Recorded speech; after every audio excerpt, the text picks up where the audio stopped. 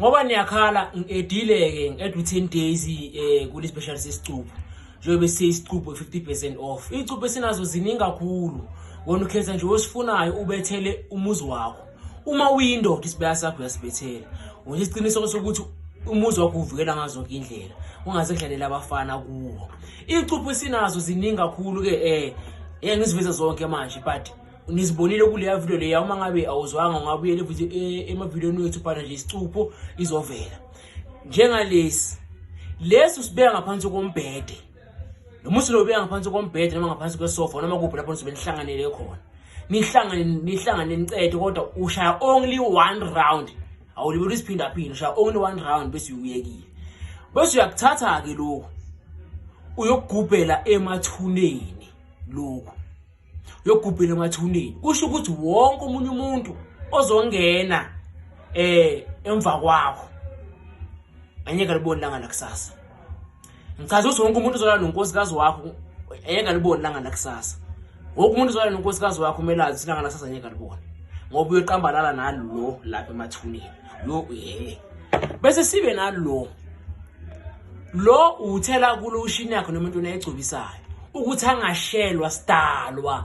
Unkosikazi wakho ngoba bayamshela vela bhonge ngolaka abatshela ukuthi yena uzona nawe.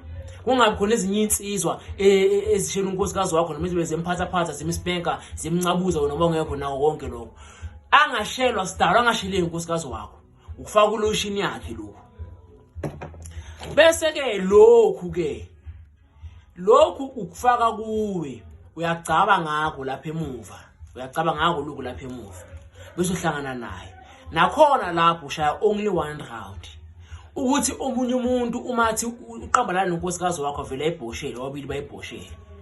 Uyamcupha ukuthi umuntu ozolala naye bayibhoshele. Bese kuba khona lokhu ugcobisa phambili kuwe la kubaba la phambili kuwe before making social intercourse naye. Bese awufaka ijazi ungena unjalo lokho. Lokhu uzoyenzani? Lokhu uzoyenza ukuthi wonke umunye umuntu ozolala naye ngaphandle kwakho angavukelwa. Wokuphela uzovukela abanye ke bavukela wasibala nonkosikazi wakho. Bese sibe lokhu kunje kusebhodleni kanje ugubhela emathuneni before uzokusebenzisa for 7 days. After 7 days uyakulanda. Ubuye ugcobe lapha kuwe phambili. Wenzani ke manje uhlangana naye unkosikazi wakho. Lokhu uzokulekelela ukuthi uma ngabe khona umunye umuntu ozolala nonkosikazi wakho abole isibeletho abole lapha ngaphansi.